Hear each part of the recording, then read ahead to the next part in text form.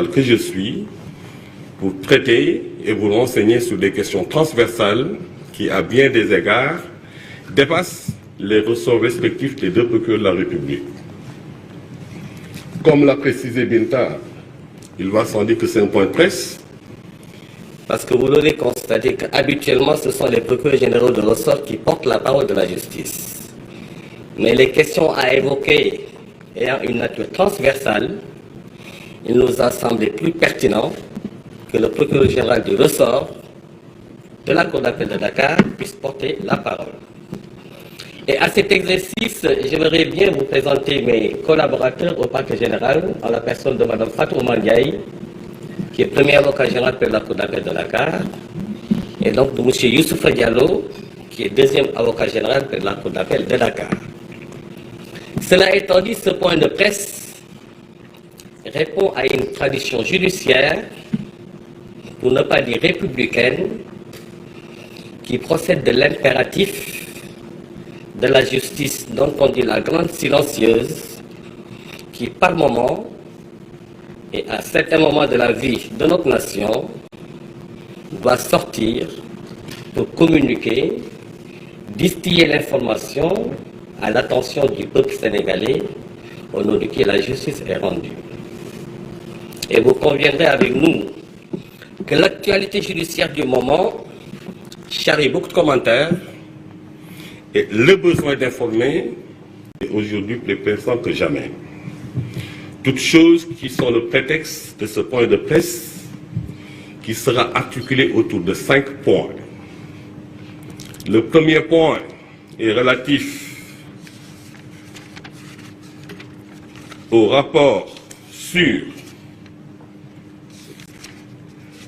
la Cour des comptes relativement à la gestion de la Covid. Le deuxième point est relatif à l'affaire, si on peut parler d'affaire, qui concernerait le docteur Babacar Niang, propriétaire de la clinique Souman. Le troisième point serait relatif à ce qu'il conviendrait d'appeler l'affaire de la tentative d'assassinat sur le sieur Ousmane Sonko. Le quatrième point renseignera sur la découverte de certaines organisations à caractère subversif, communément appelées, qui se sont appelées d'ailleurs le commando. Et le cinquième point portera sur les arrestations qui ont été opérées ces derniers jours. Alors, si sur le premier point,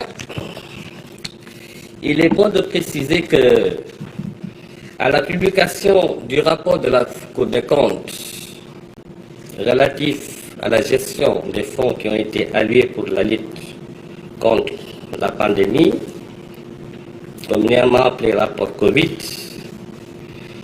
le procureur de la République près le tribunal de grande instance de Dakar a saisi les unités d'enquête suivantes, soit transmis numéro 955, PR Dakar en date du 7 février 2023. Donc précisément, un mois et demi.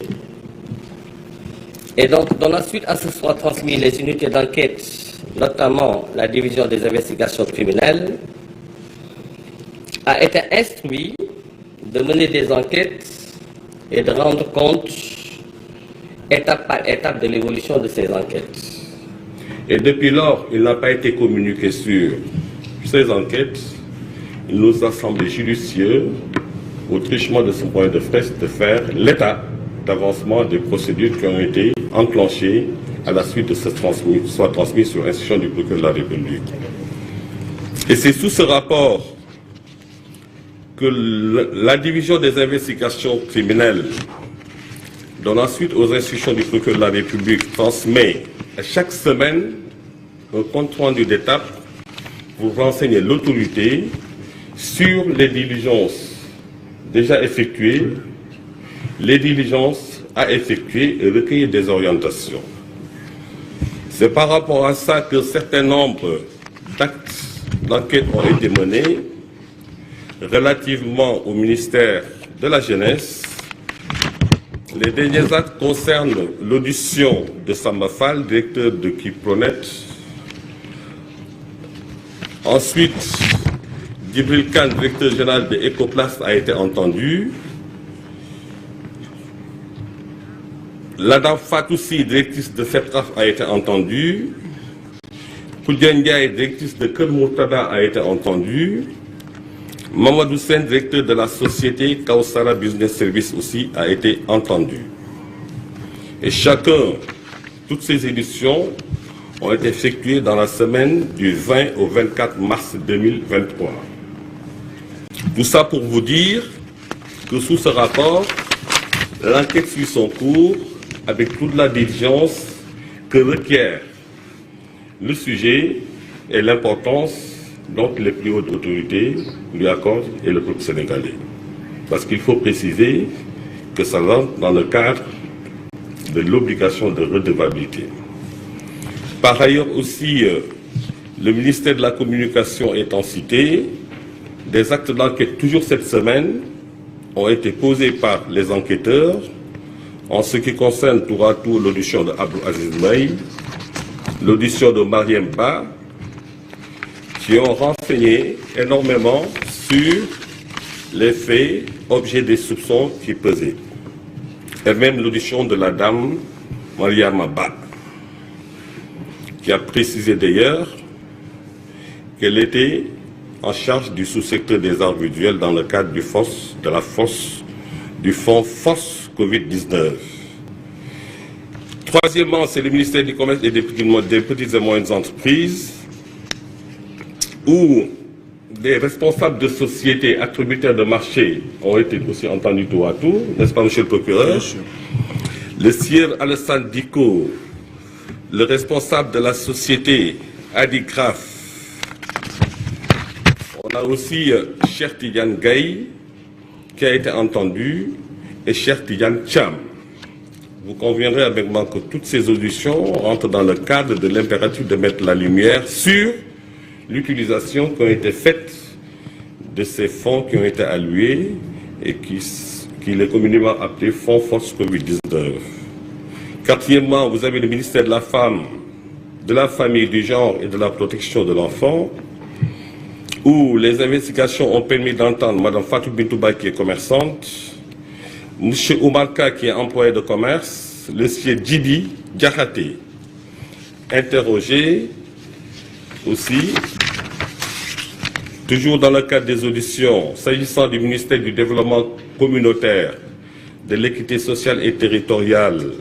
L'enquête a amené à attendre certains fournisseurs ou prestataires de services pour ce ministère dans le cadre de ces fonds, notamment le sieur Hachem Rayam, le sieur Hachem aussi, et in fine, selon toujours ce rapport, il a été procédé à l'audition du sieur Mamadou Ngomnian pour le compte des fonds qui ont été destinés au ministère des Sports.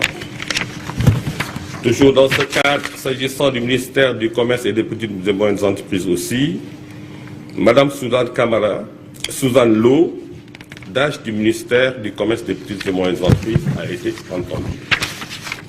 Et je vous plaide de préciser que toutes ces diligences ont été effectuées dans la semaine du 20 au 27 mars 2023.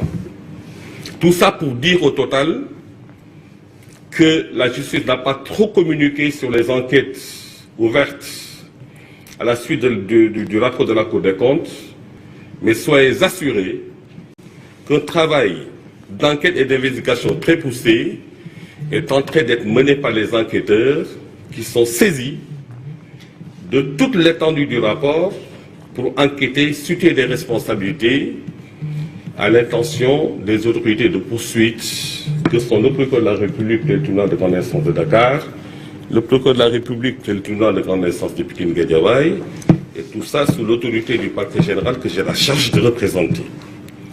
Il m'a semblé utile de vous faire un point sur les enquêtes par rapport à ce rapport, et cela concernerait le premier point de notre point de presse. Deuxième point de notre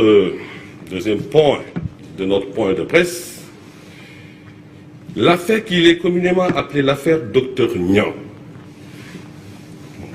Dr Babacar Niang, pour le nommer. Il y a lieu de préciser que le 18 mars 2023, une plainte